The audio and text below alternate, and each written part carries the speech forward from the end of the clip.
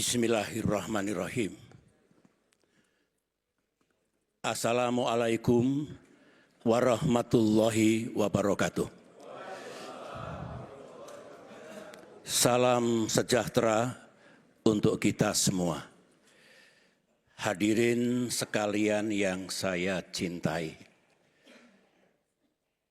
Sebelum saya menyampaikan apa yang ingin saya sampaikan, saya sangat senang karena selama hampir 6 jam saya mendengarkan dengan seksama apa yang disampaikan oleh para pembicara, mulai dari Direktur Eksekutif TYI AHY, para panelis, dan para moderator. Saya merasa mendapatkan banyak hal dari apa yang saya dengarkan tadi. Saya sering bicara, mendengar itu menyempurnakan kepribadian. Mendengar itu menambah pengetahuan dan wawasan.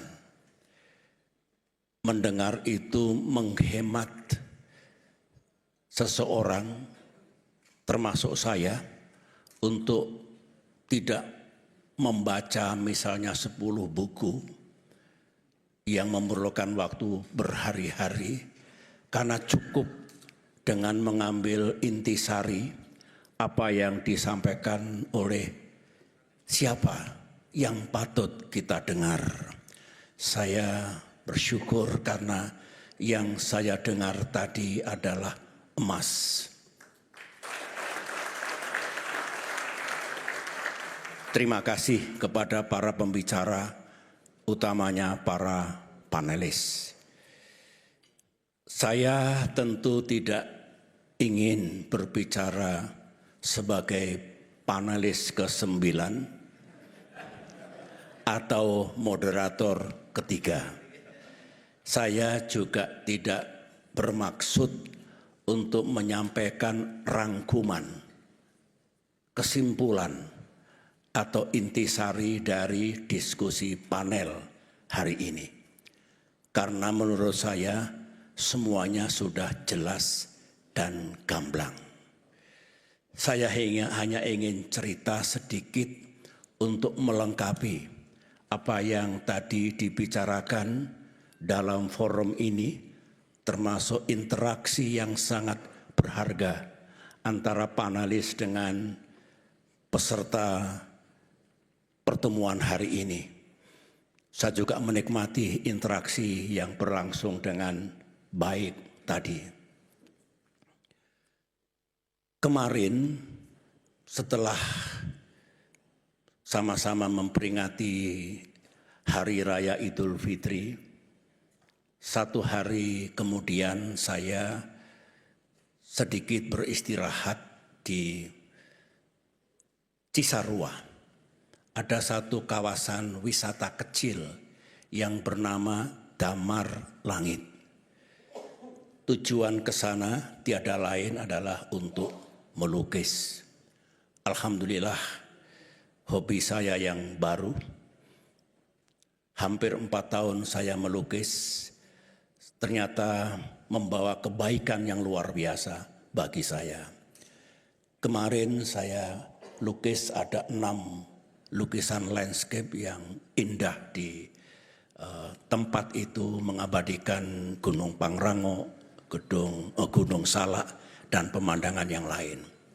Tetapi malam hari saya terganggu dengan betapa maraknya, betapa keotiknya dunia sekarang ini lantaran makin intensif yang disebut dengan perang tarif, balas membalas satu sama lain. Termasuk berita bahwa Indonesia juga dikenakan tarif sebesar 32%. Di tengah malam saya memanggil staf saya, Kolonel Tumpal, Coba saya kok ingin menulis sesuatu. Tidak akan saya lepas dalam bentuk tweet, karena saya tahu sebagai seorang yang pernah memimpin negeri ini, saya harus hemat bicara dan berhati-hati dalam bicara. Saya akan memastikan setiap yang saya sampaikan politically correct. Dan itu bagi saya etika. Ditulislah 7 butir bagaimana sebaiknya Indonesia menyikapi yang baru saja disampaikan oleh Presiden Donald Trump. Setelah saya lepas, saya kembali ke Jakarta dan 1-2 hari kemudian saya mendengarkan kebijakan pemerintah Indonesia untuk merespon apa yang dikenakan oleh Presiden Trump tersebut. Saya bersyukur karena yang dijelaskan oleh para menteri Indonesia, tentu termasuk Presiden Prabowo Subianto yang saya dapatkan dari berbagai sumber, itu boleh dikatakan 80% sama dengan apa yang saya pikirkan. Dan kalau bisa saya rekomendasikan kepada pemerintah Indonesia. Saya khawatir kalau Indonesia terlalu reaktif, lebih emosional dan kurang rasional ketika kita menyadari kita ini siapa, dunia seperti apa, Amerika Serikat seperti apa. Kita harus tahu kemampuan dan batas kemampuan kita. Kita harus tahu apa yang bisa Indonesia lakukan dan apa yang tidak bisa Indonesia lakukan. Oleh karena itu, saya melepas tweet, hanya beberapa butir tweet yang merupakan dukungan saya kepada pemerintah Indonesia, ABC, karena saya pandang tepat. Kemudian juga bertepatan dengan gonjang-ganjing pasar modal dan pasar valuta asing. Saya juga mengikuti, meskipun sekali lagi saya lebih bergulat sehari-hari sebagai pelukis, sebagai seniman. Saya berikan juga dukungan kepada otoritas moneter dan otoritas fiskal yang menurut saya yang dilakukan memang diperlukan untuk menenangkan pasar, menenangkan masyarakat kita. Tetapi pada alinea berikutnya lagi saya mengingatkan bahwa termasuk yang ada dalam 7 butir yang saya pikirkan di damar langit yang belum sempat dikeluarkan, Indonesia memang harus bergerak cepat, tapi siap-siap berlari jauh. Nobody knows sampai kapan kehebohan, gonjang-ganjing, chaos, disorder yang terjadi di dunia ini bukan hanya berkaitan dengan ekonomi, tapi juga berkaitan dengan geopolitik dan keamanan internasional. Oleh karena itu yang paling tepat menurut saya, for us, untuk Indonesia, berjaga-jaga, melakukan antisipasi, mempersiapkan segalanya. Jika yang terburuk datang, Indonesia sudah siap. Memang ada yang mengatakan, hoping for the best and preparing for the worst. Itu bagus, tapi itu menurut saya lebih pasif. Menurut saya, more than that, kita juga harus say something, do something, and menjadi part of the solution. Saya yakin Indonesia bisa. Dengan apa yang kita miliki sekarang ini, kita adalah punya kemampuan sebagai middle power untuk engage constructively di kawasan kita ataupun di dunia, baik dalam kaitan ekonomi, politik, dan keamanan internasional.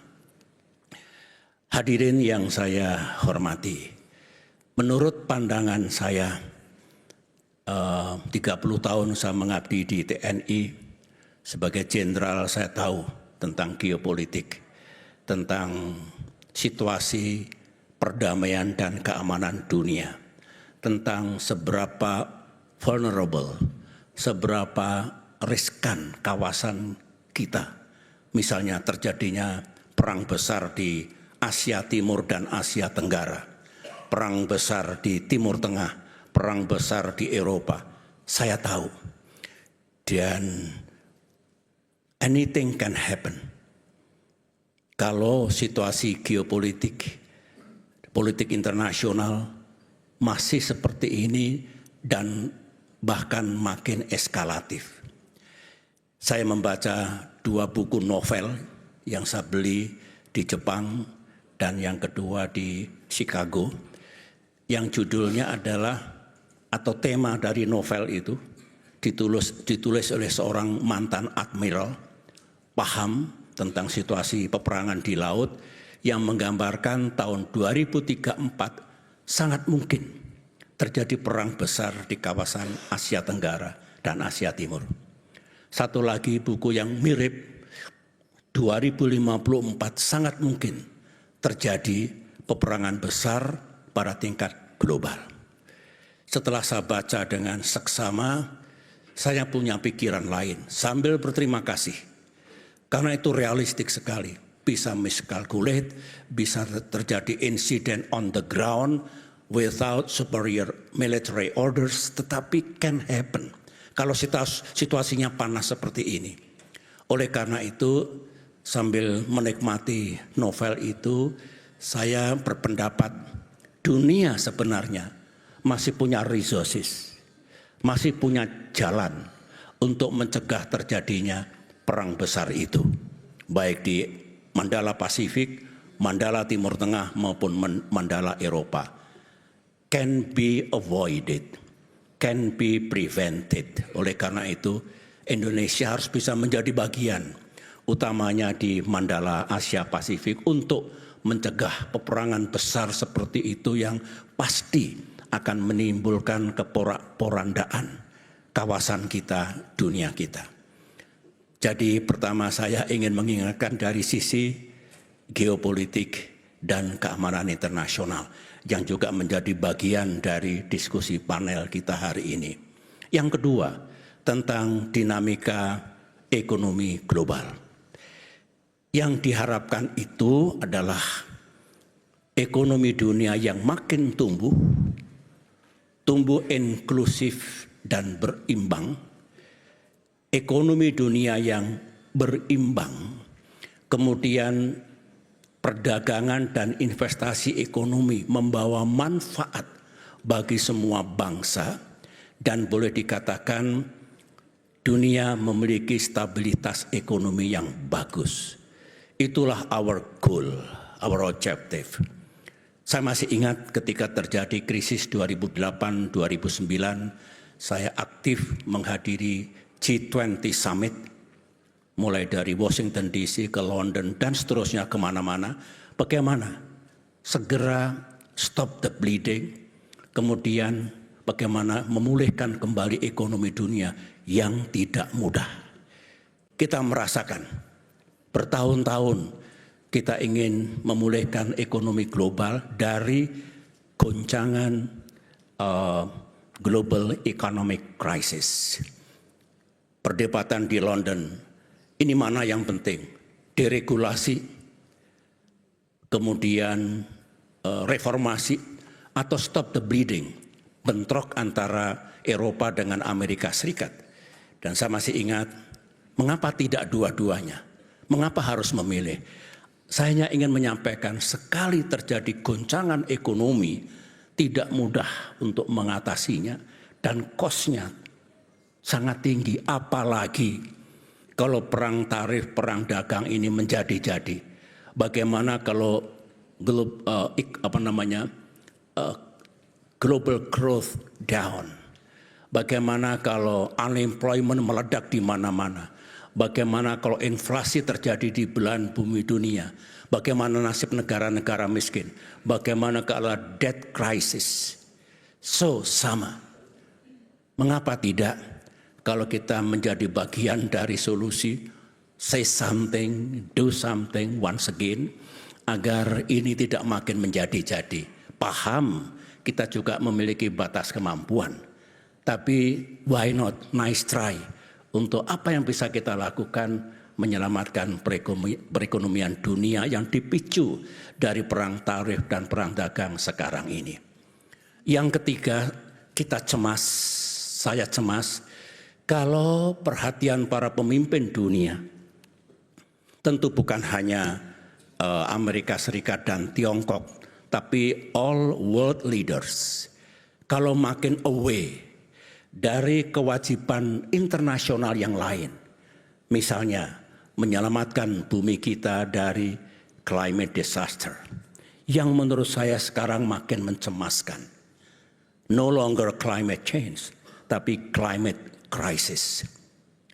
Kemudian kita juga punya pekerjaan rumah, mengurangi kemiskinan sejagat dan juga ketimpangan sedunia.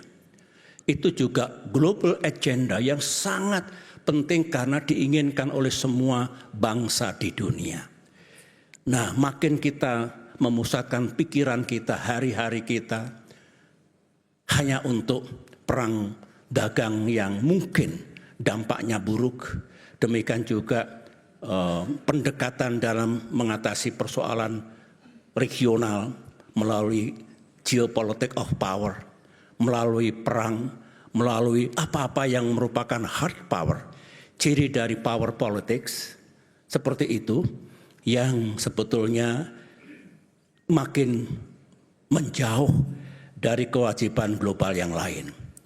Kita dari mimbar ini, dari bumi Indonesia harus juga ikut bicara. Jangan diam.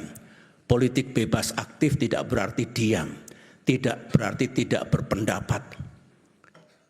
Tentu kita harus bisa dengan penuh tanggung jawab, dengan tujuan yang baik, ikut menyampaikan pikiran-pikiran kita. Forum seperti ini adalah cikal bakal atau embrio dari kepedulian kita terhadap permasalahan dunia.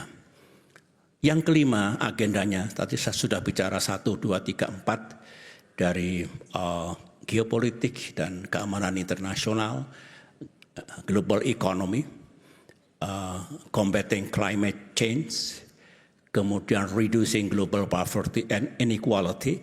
Yang kelima adalah ini menjadi keseharian dunia nanti, yaitu bagaimana teknologi termasuk AI menjadi bagian dari kehidupan manusia sebumi. Disruptions, misuse of technology, perang menjadi sangat berbahaya dan sebagainya.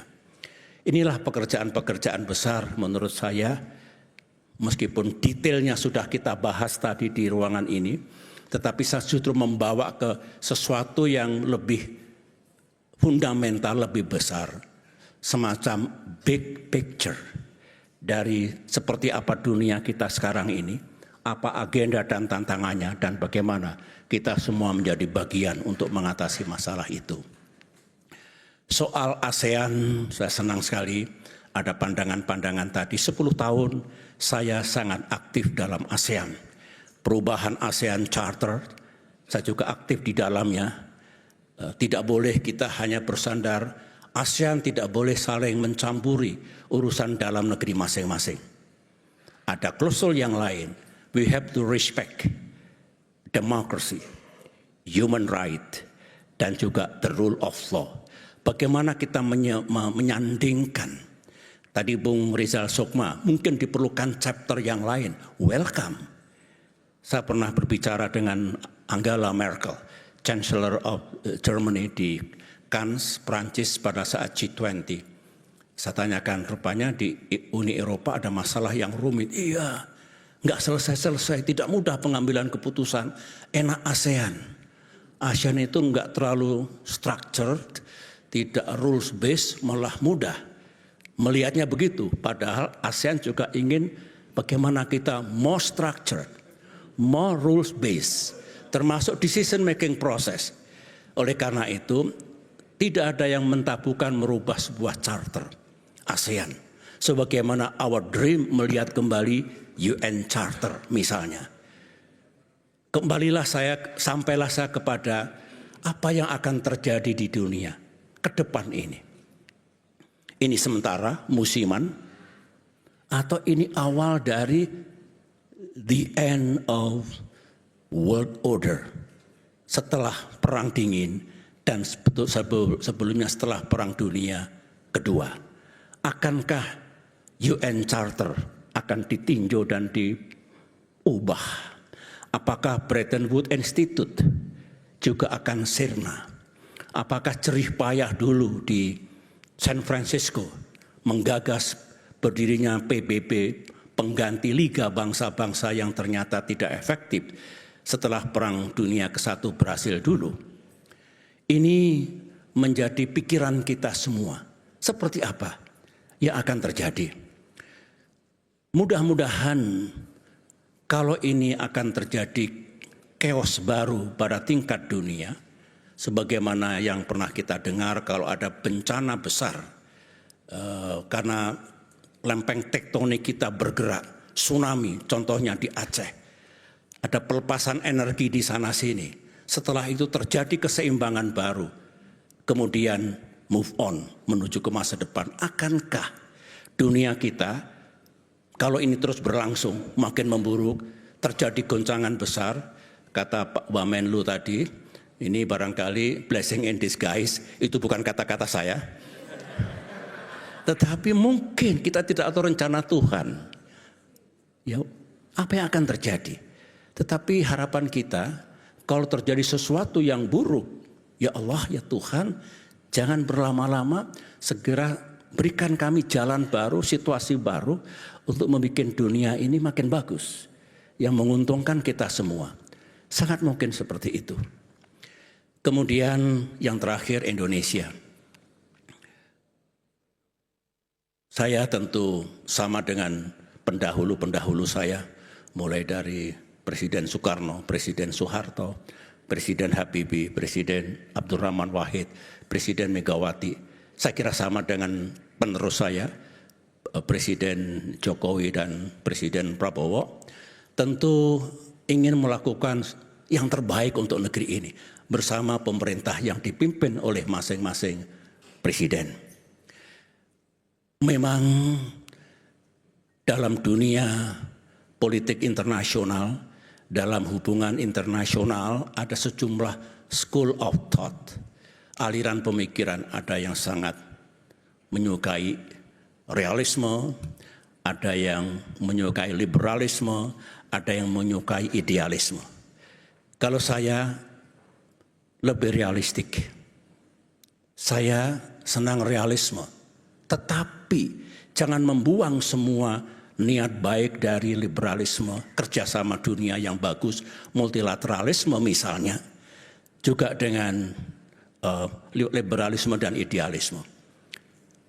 Pada saatnya kita bisa memilih mana yang paling tepat dan dalam konteks apa. Setiap negara pasti mengutamakan kepentingan nasionalnya masing-masing. Tidak ada yang tidak meletakkan kepentingan itu menjadi prioritas.